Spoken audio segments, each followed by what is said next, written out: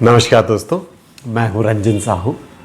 पिछले दिनों मेरे एक दोस्त ने मुझे कहा कि क्यों ना मैं एक ऐसा वीडियो बनाऊं जिसमें मैं भगवान कृष्ण के 16 कलाओं के बारे में बात करूं। तो मुझे तुरंत याद आया उसके प्रश्न से कि क्योंकि मैं 10-12 सालों से भगवद गीता, उपनिषद पढ़ रहा हूँ, वेदांता को स्टेप बाय स्टेप फॉलो कर रहा हूँ, तो मुझे तुरंत उसका आंसर तो याद आ गया कि प्रश्नोपनिषद में इसके बारे में जिक्र है, उसे समझा दूँ। फिर मैंने कहा कि क्योंकि वो भक्ति मार्ग से बिलोंग करता है तो क्यों ना मैं पहले भक्ति मार्ग को उसको समझाने की कोशिश करूँ, फिर मैं फिलोसफिकल भाषा में बात करूँगा। यानी कि मैंने दोनों कॉम्बिनेशन करके मैं बताऊँगा और उसको हम समझने की कोशिश करेंगे। ये बहुत प्रचलित है कि कृष्ण के 16 कलाएँ हैं और राम जी के 12 कलाएँ हैं।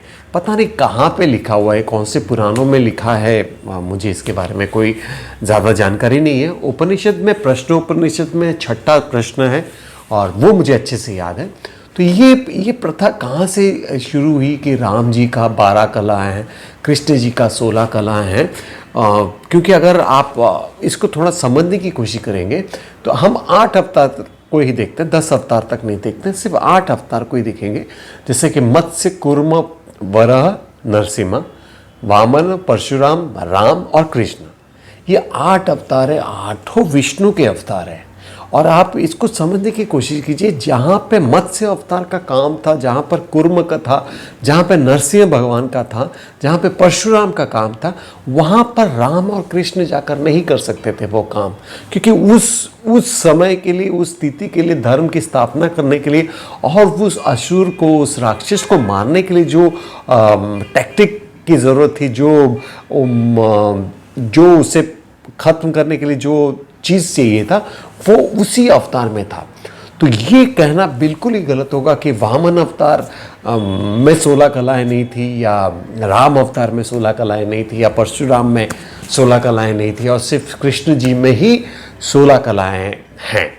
तो मुझे इसमें थोड़ी सी आपत्ति लगी पहले ही प्रश्न में, क्योंकि कृष्ण मेरे चहेते भगवान है। मैं उन्हें बांधना नहीं चाहूँगा 16 कलाओं में, क्योंकि अगर मैं कह दूँ कि फूल का कलर, बस इतना ही कहूँ तो देखिए कितने सारे आंसर्स हो सकते हैं। लेकिन अगर मैंने जैसे ही कह दिया कि फूल का कलर लाल है, फूल का कलर लाल है, पहले मैंने क्या कहा, फूल का कलर, बस छोड़ दिया, तो कितने वैरायटी में कलर में बता सकता हूँ, ठीक है।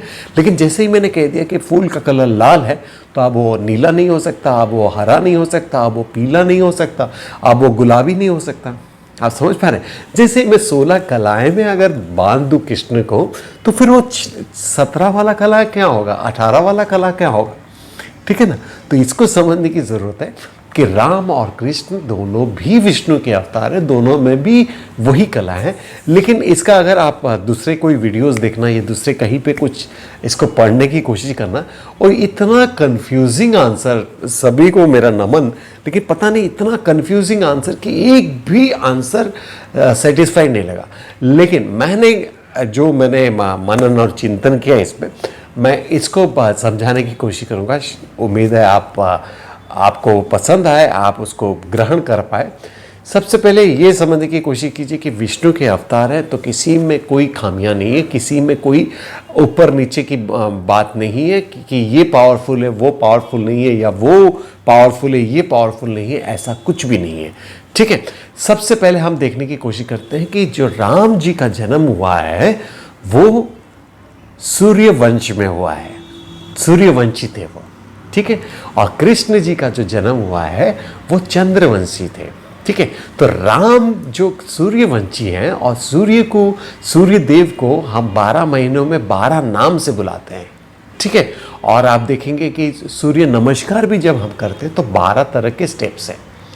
और जैसे 33 कोटि यानी 33 प्रकार के देवताओं में 12 आदित्य का भी जिक्र है, ठीक है। और ये सूर्यवंशी हैं, तो सूर्यवंशी का मतलब ये हुआ कि 12 कला, आप उसको कला बोल सकते हैं आप चाहे तो, ठीक है। लेकिन इस कला पे भी हम आगे और जिक्र करेंगे। तो सबसे पहले सूर्यवंशी हैं तो 12 हैं, 12 नाम है, 12 महीनों का 12 सूर्य है जिनका अलग अलग नाम है। और तो इनको ये इस तरीके से समझने की कोशिश करते हैं राम जी को। और ये चंद्रवंशी है, तो चंद्रवंशी का मतलब है जो चंद्रमा का जो पूरा परिपूर्ण जो उसकी जो सुंदरता है, उसका जो रोशनी है, वो 16 फेसेस में होती है, मतलब कि 16 भाग में या 16 कलाओं में आती है। स्पेशली जब शरद पूर्णिमा होता है, आप समझ पा रहे हैं कि 16वें वाली जो रात होती है, जो उसकी जो चंद्रमा होती है, वो इतनी प्रकाशमय होती है, इतनी ब्यूटीफुल होती है और बहुत ही खूबसूरत होती है। तो आप इसको इस एंगल से समझने की कोशिश कीजिए कि ये सूर्यवंशी है, इनके 12 अलग नाम हैं और ये क्योंकि चंद्रवंशी और चंद्रवंशी के 16 फेसेस होते हैं मून के, जो हम पूरी तरह से जब चंद्रमा को देखते हैं तो 16 कलाओं से देख सकते हैं। ठीक है, अब अगर हम कला की बात करें, कला का अगर इंग्लिश में ट्रांसलेशन करें तो उसको बोलते हैं आर्ट। ठीक है, आर्ट। आप देखना कि कितने तरह के आर्ट हैं, और उसको अगर हम थोड़ा सा निचोड़ के देखेंगे तो सिर्फ 7 ही तरह के आर्ट होते हैं। ठीक है, 8वां है नहीं, तो 7 तरह के आर्ट हुए। अगर हम उसको देखेंगे और हम उसको समझने की कोशिश करेंगे तो हम उसमें नवरस जोड़ सकते हैं, जो कि किसी और ने नहीं जोड़ा है। तो नवरस और ये जो 8 जो कला है उसको मिलाकर 16 कर सकते हैं। लेकिन ये थोड़ा सा कंफ्यूजिंग होगा, क्योंकि अगर आपने मुझे गिनवा दिया कि ये 16 कलाएं कृष्ण में हैं, तो मैं वही कलाएं राम में भी गिनवा सकता हूँ। ठीक है, क्योंकि दोनों भी, मैंने कहा ना कि दोनों भी सेम है, दोनों भी इक्वल है। ठीक है, और इसको और समझने के लिए, क्योंकि इनका जो कैरेक्टर था महाभारत में, क्योंकि वो दोस्त के दोस्त थे, दुश्मनों के दुश्मन थे, हर भाव में, हर रंग में थे, तो इनको ये समझ सकते हो कि जैसे कि पूर्ण अगर बोलने जाएंगे, हम पूर्ण बोलने जाएंगे तो हमारा 16 का जो नंबर है वो हमारे हिंदू कल्चर में बहुत उसका उपयोग है। 16 नंबर स्पेशली, जैसे कि श्रृंगार अगर कंप्लीट होता है तो उसको बोलते हैं 16 श्रृंगार।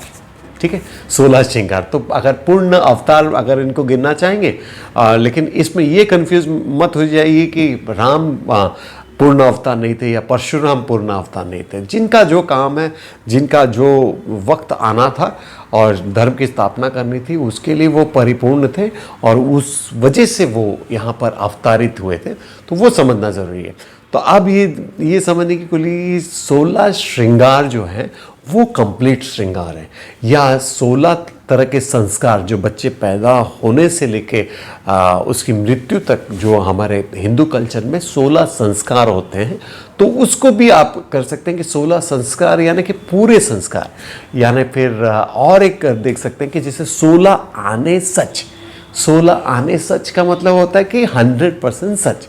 तो इसको इस भाव से भी आप देख सकते हैं, लेकिन सबसे जो लॉजिकल और सबसे जो प्रैक्टिकल यही होगा कि सूर्यवंशी और चंद्रवंशी को समझना। ठीक है, तो इसको आप समझ पाए होंगे कि 16 आने यानी कि पूर्ण, या 16 श्रृंगार यानी कि पूर्ण, 16 संस्कार यानी कि पूर्ण। इस तरीके से आप उसको भली बातें समझ सकते हैं। और कभी कोई पूछे, आपके बच्चे या कोई आपके दोस्त मित्रगण पूछे, तो आप उनको ये जवाब दे सकते हैं कि 12 सूर्यदेव के अलग अलग नाम हैं और 16 इनकी कलाएं। ठीक है, उम्मीद है आप भक्ति भाव को समझ गए होंगे।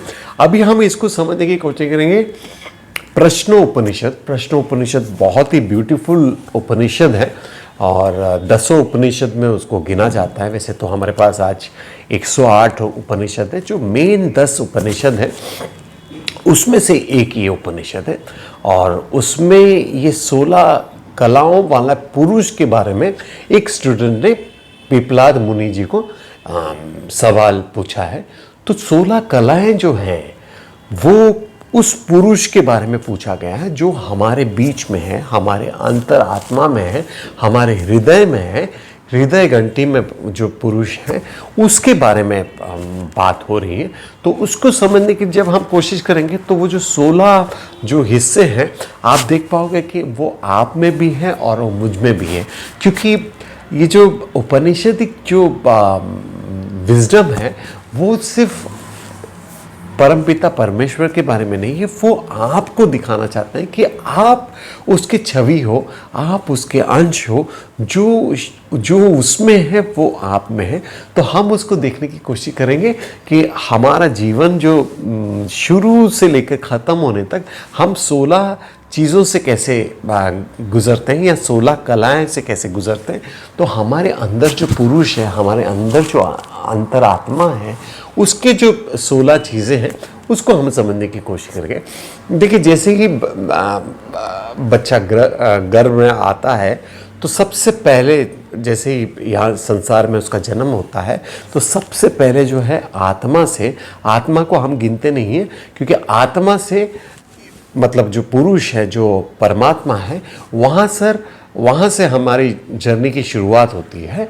और इसे हम गिनते नहीं, बल्कि क्यों कह रहा हूँ मैं, क्योंकि यही सब कुछ है, यही सब कुछ है, इस पर ही सब कुछ आधार है। ठीक है, तो यहाँ पर क्योंकि ये परम आत्मा, परम पिता परमेश्वर हैं, तो यहाँ से हमारी जर्नी की शुरुआत हुई है। तो सबसे पहले जो हमें मिला है वो है प्राण यानी कि लाइफ फोर्स, यानी कि जो हम प्राण शक्ति लेते हैं, और जिस तरह से जब तक हम जीवित हैं इस संसार में तब तक हमारी प्राण चलती है, और जैसे प्राण खत्म आदमी खत्म। तो सबसे पहला जो है वो है प्राण। ठीक है, उसके बाद जो है वो है श्रद्धा। जैसे ही हमारे प्राण आए, हाँ बचपन की बात नहीं कर रहा हूँ, लेकिन एक इनबिल्ट एक हमारे में एबिलिटी है कि हमें इस संसार में जीना है और लाइफ में स्ट्रगल करना है, हमें पूरी तरह से हमें अनुभव लेना है। तो हमारे अपने इस जीवन पे हमें श्रद्धा होती है। ठीक है, तो सेकंड स्टेप जो है वो श्रद्धा है। हम इस तरह से गिनने की कोशिश करेंगे ताकि और आसानी से समझ पाएँ। तो सबसे पहले है प्राण, सेकंड है श्रद्धा, और श्रद्धा के बाद जो 5 तत्व हैं और उसे हम देखेंगे। सबसे पहले उसके बाद आते हैं आकाश, ये 3rd नंबर है। उसके बाद है वायु, अग्नि, जल, पृथ्वी। ठीक है, ये हो गए हमारे टोटल मिला के 7। और उसके बाद होते हैं, क्योंकि ये आने के बाद हमें सेंस ऑर्गन की ज़रूरत पड़ती है। 5 तत्व जो हैं वो सटल फॉर्म में भी है, ग्रॉस फॉर्म में भी, क्योंकि हमारा जो शरीर बना हुआ है वो 5 तत्वों से बना हुआ है। ऑलरेडी हमारे अंदर अभी प्राण है और हमें जीने के लिए श्रद्धा है। हमें ये 5 तत्वों से हमारा ये शरीर बना है, सटल फॉर्म में, सूक्ष्म फॉर्म में और ग्रॉस फॉर्म में। ठीक है, तो ये 5 तत्व हैं। और उसके अलावा जो हमें ज़रूरत पड़ती है वो है हमारे सेंस ऑर्गन के। सेंस ऑर्गन यानी कि 5 कर्म इंद्रियां हैं, 5 ज्ञान इंद्रियां हैं, जो ये 5 तत्वों को जब सूक्ष्म रूप से जब होते हैं तब उससे हमारे ज्ञान इंद्रियां बनते हैं। लेकिन ज्ञान इंद्रिया ही अकेला कुछ कर नहीं सकता, तो उसके लिए हमें आवश्यकता पड़ती है मन की। ठीक है, अब देखिए, ये 8वां होने के बाद ये 9वां है मन की। और मन आ गया सेंस ऑर्गन को चलाने के लिए। हमें इस संसार में जीने के लिए चाहिए अन्न, यानी कि फूड। तो फूड हो गया। ठीक है, फूड खाने के बाद हमें क्या मिलता है, वीर्यम कलेक्ट होता है, यानी कि एनर्जी कलेक्ट होता है। एनर्जी हो गया। ठीक है, एनर्जी होने के बाद हमारे अंदर एक गर्मी रहती है जो हमेशा हमें कुछ ऊर्जा प्रदान करती है, जिससे हम काम कर सकते हैं। तो उसको हम बोलेंगे तपह बोलेंगे, या तो उसका सेकेंड वर्ड बोलेंगे मेडिटेशन बोलेंगे। तपह जो अंदर की गर्मी है। ठीक है, ये हो गए 12 तपह हो गए। अब ये तपह को अगर हम यूज़ करना चाहते हैं तो हमें सही तरह से, सही मार्ग दर्शन से ही हम काम कर सकते हैं। तो उसके लिए हमें वैदिक नॉलेज की ज़रूरत पड़ती है, और वो उसको कहते हैं मंत्रा। ठीक है, मंत्रा के बाद मंत्रा हमें पता चल गया है कि हमें क्या काम करना है। हाँ, उसमें सही गलत उसके डिस्कशन में हम नहीं जाते हुए, क्योंकि हमें जो भी ज्ञान मिला है उसी के आधार पर हम यहाँ पर काम कर रहे हैं। तो उसके बाद मंत्र के बाद आएगा कर्मा। ठीक है, कर्मा के बाद आएगा उसका रिजल्ट, यानी अच्छे कर्म का अच्छा रिजल्ट, बुरे कर्म का बुरा रिजल्ट। और इसके बाद जो जुड़ा हुआ है सबसे लास्ट है नाम। आप मुझे लगता है आप थोड़े से कंफ्यूज हो गए होंगे, लेकिन क्योंकि मैं आपको ऐसे ही समझाना चाहता हूँ, इसलिए कुछ एनिमेशंस या कुछ फोटोज मैं नहीं पेश कर रहा हूँ। आप लिखना चाहोगे तो लिख सकते हो। सबसे पहले है प्राण, फिर बाद में है श्रद्धा, उसके बाद है आकाश तत्व, उसके बाद वायु तत्व, उसके बाद अग्नि तत्व, जल तत्व, पृथ्वी तत्व, उसके बाद हुआ सेंस ऑर्गन, उसके बाद हो गया माइंड, उसके बाद हो गया फूड, उसके बाद हो गया वीर्यम, उसके बाद हो गया तपह, उसके बाद हो गया मंत्र, उसके बाद हो गया कर्म, और उसके बाद हो गया उसका रिजल्ट्स, और उसके बाद हो गया नाम। अब आप देखेंगे नाम, और जब जैसे ही ये प्राण निकल जाता है तो ये कितना भी नामचीन आदमी क्यों ना हो, हिस्ट्री में कितने भी लोग आए हैं, थोड़े दिन तक ये नाम ज़रूर रहता है, 15 मर्ज हो जाता है, लेकिन अल्टीमेटली कहीं ना कहीं जाकर ये नाम भी उस परमपिता परमेश्वर में फिर से मर्ज हो जाता है। तो ये जो 16 कलाएं हैं, ये जो 16 कलाएं वाला वो पुरुष है, उसके बारे में बताया गया है प्रश्नोपनिषद में। जो ये जो कला है वो आप में भी है, मुझ में भी है, और हम सब जीवित प्राणियों में है, जो कि बहुत ही कॉमन है।